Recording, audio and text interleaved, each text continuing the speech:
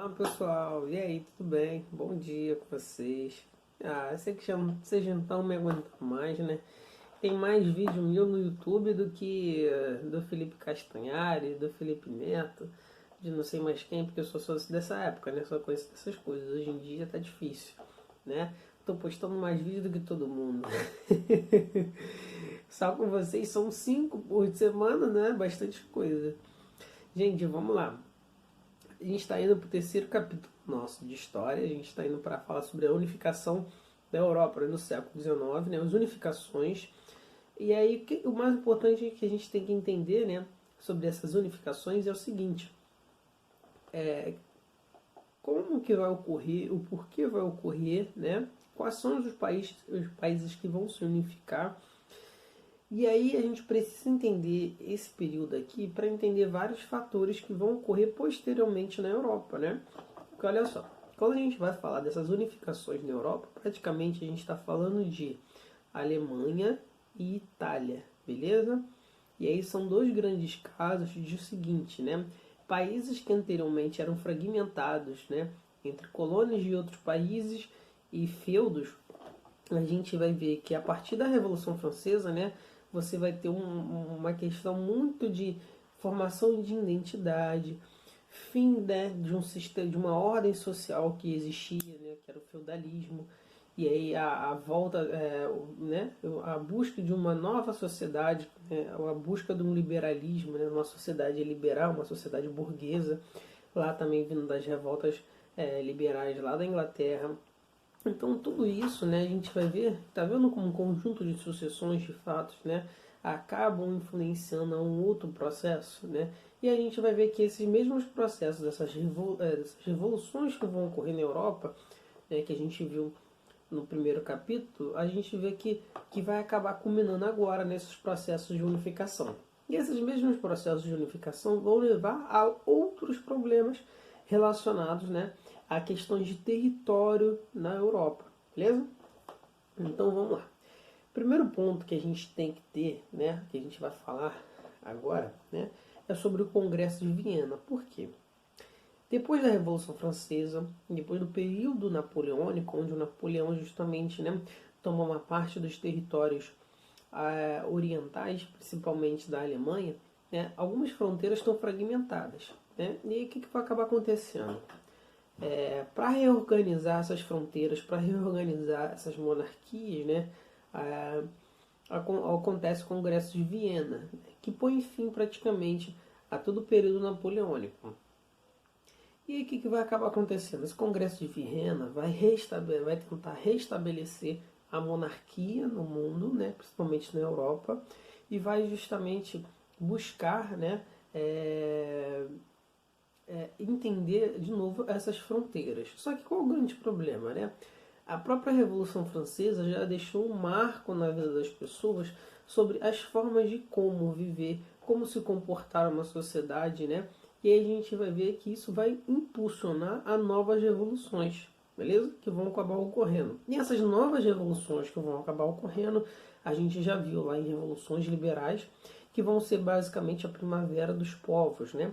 Que vai influenciar um conjunto de movimentos na Europa, que vai acabar culminando no quê? Em mudanças sociais em toda a Europa e não mais especificamente em alguns países, né? E a gente vai ver que essas mudanças sociais basicamente vai se dar justamente na Alemanha e na Itália, né? Países que são fragmentados.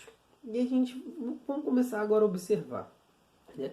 A Itália, né, tem uma característica interessante, porque a Itália você tem uma parte, por exemplo, Gênova, que era uma colônia espanhola, você tinha uma outra parte da Itália, que era uma colônia francesa, e toda ela remendada por feudos, né? Você tinha basicamente reinos separados na Itália. Você tinha o reino do sul, você tinha o reino do norte, você tinha o feudo de Milão. Então, qual o grande problema, né? Você tem ali povos com a mesma origem, com a mesma cultura e a mesma linguagem, né? E aí entra o papel do nacionalismo. Por quê? Só através do nacionalismo que esses povos vão começar a se enxergar como identitários, né? Vão se enxergar também como um grupo unificado. mas também, por mais que eles se vejam como um grupo unificado, tem suas próprias características, né? E isso influencia até hoje. Por exemplo, na Itália, né, você tem muitas províncias autônomas, né? É como se os estados fossem ainda mais autônomos do que o seu próprio poder que eles têm. Então, exemplo disso nesse período de coronavírus foi justamente o quê? Né? Estados italianos comercializando direto com outros países, né? Tipo a Lombardia, que é uma região autônoma, assim também como acontece em outras regiões, beleza?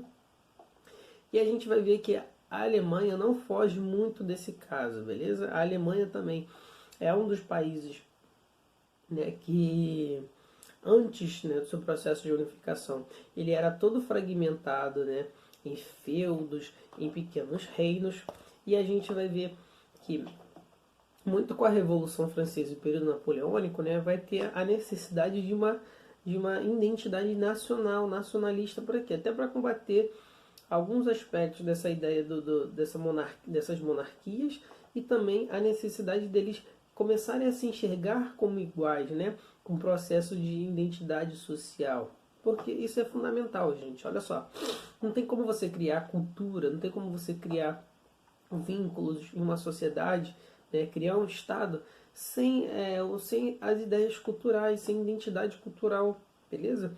Como que a gente cria o Brasil? Por que existe o Brasil e não existe outros Brasis, né? Porque por mais que o Brasil seja um país grande e diferente, né, culturalmente somos próximos, né? Principalmente na questão da língua. Porque um único país, né, em toda a América que fala a língua portuguesa, porque ao longo de todo o processo de colonização, do período imperial de independência, a gente unificou todo esse território, manteve ele homogêneo. E assim o que aconteceu também, se você começar a pensar, com a Alemanha. Então você tinha vários territórios que eles estavam todos fragmentados. E qual o problema? Ao longo do processo, né, do Congresso de Viena, ao longo da Primavera dos Povos, a gente vai ver que vai começar a surgir uma necessidade de nacionalismo, a cultura nacionalista vai começar a surgir. Isso muito graças também ao movimento literário chamado de romantismo, né, que vai trazer muito dessa ideia de romantizar, né, de trazer a beleza justamente literária para o meio político, beleza? Então, como assim? Isso vai ocorrer aqui também no Brasil, né? E aí você vai ter vários escritos sobre isso. Por exemplo, nesse período você vai ter Iracema, beleza? Que é mais características também, justamente, que trazem os aspectos do nacionalismo, o quê? Né? Trazer a ideia do índio, né? Aquela imagem pura e tal, e a gente fala que aquela imagem é a imagem do Brasil, e a gente começa a se representar através do índio nesse período, né? E aí, olha só, o quanto a gente vai criando essas imagens românticas, essas imagens bucólicas sobre o nosso próprio país. Só que todo esse movimento do romantismo, ele é internacional, né? Ele vem justamente da Europa.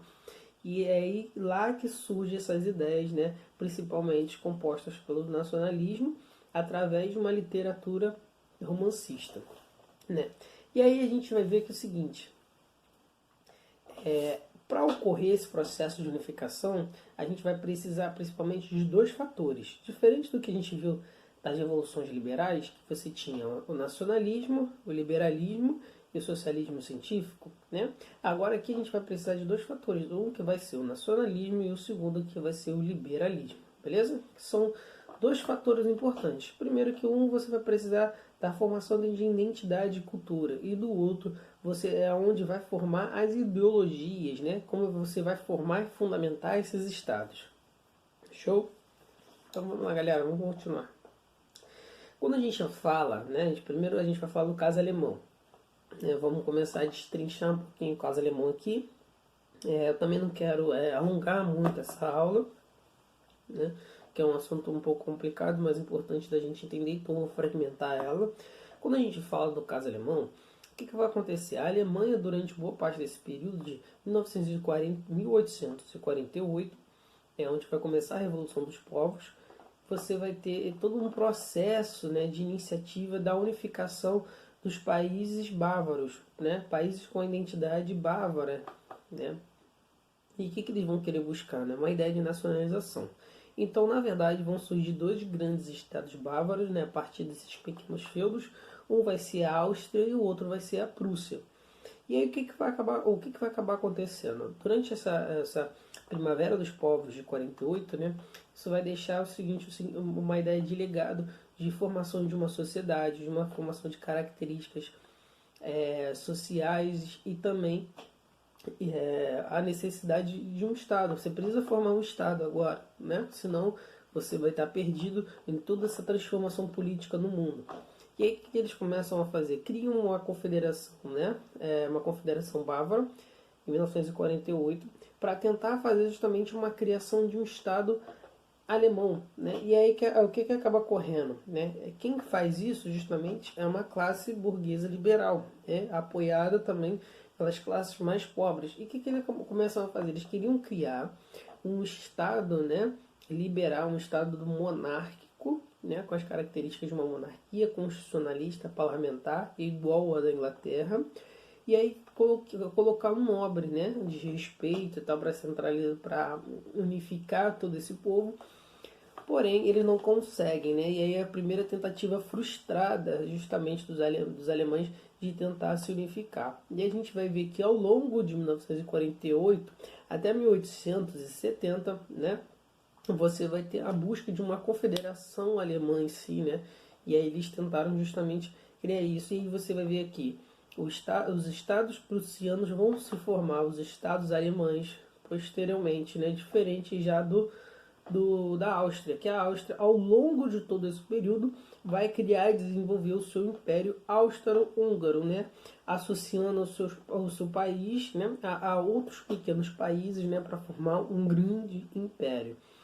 E qual é a grande questão disso? Né? A questão disso é que, diferente de outros países, né? A Alemanha vai começar a tentar se juntar províncias, né?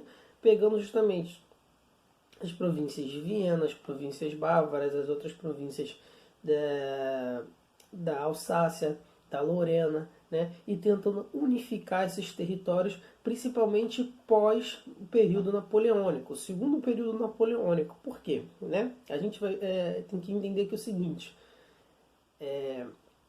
depois dessa Primavera dos Povos, tudo que aconteceu na Europa, né? O sobrinho de Napoleão ascende na Segunda República Francesa, né? E aí ele tenta reconquistar alguns territórios, aquela toda ideia de simbolismo francês, né? Tudo fazendo as costas do tio, né? da imagem do tio. E aí qual é a grande questão disso? Eles precisam justamente se reunir de novo. E essa reorganização alemã, né? Essa formação do Estado alemão ocorre justamente em 1870, justamente para combater os franceses e para estabelecer todo um território alemão. O mais interessante da gente entender isso é que esse nacionalismo alemão vai nascer em oposição às ideias francesas, né? Não é as ideias da Revolução Francesa, mas justamente as invasões francesas causadas justamente por Napoleão II, beleza? E aí que a gente vai ver que esses estados alemães vão se formar a partir de toda essa conjuntura. Então vai ser uma conjuntura de junção, né, entre os próprios prussianos, que vão se juntar entre os prussianos e os austríacos, porque são bávaros, falam têm as mesmas, têm culturas parecidas e a mesma linguagem, porém os austríacos não vão querer se juntar a essa federação germânica, né? E aí os prussianos que vão tentar juntar um pequeno estado e formar um estado alemão. E aí você vai ter esse conflito alemão contra justamente os franceses, né, para manter o território. Depois um novo conflito alemão contra os austríacos. Para quê? Para sustentar esse território, né? Outra coisa também é que você vai ver lá de novo em 1870, né, a consolidação em si da Alemanha a partir de novo de uma segunda guerra com os franceses, né, que vai ser conhecido justamente como Guerra prussiana, né? Porque a Alemanha vai se formar a partir da junção dos estados da Prússia, beleza? E a gente vai ver que, na verdade, isso vai se estender até a Primeira Guerra Mundial, né? Não vai existir uma Alemanha em si, né? Vai existir os estados prussianos, né? Tanto que, se a gente pegar algumas... Quando a gente falar de Primeira Guerra Mundial, a gente não vai estar falando em si de Alemanha, né? Vai falar de estados da Prússia e de todo um império que vai em si depois se formar um Estado alemão, né? Que vai ser, a gente vai falar sobre o Império Alemão. Espero que vocês tenham entendido. Eu vou colocar aqui também depois para vocês lá no ambiente virtual, né? Um mapazinho mental disso mais fácil para a gente entender, porque eu sei que é um tema bem complexo, beleza? Não quero estender muito essa aula, né? Sexta-feira para vocês. E qualquer dúvida a gente tira aqui, beleza? Gente, forte abraço para vocês.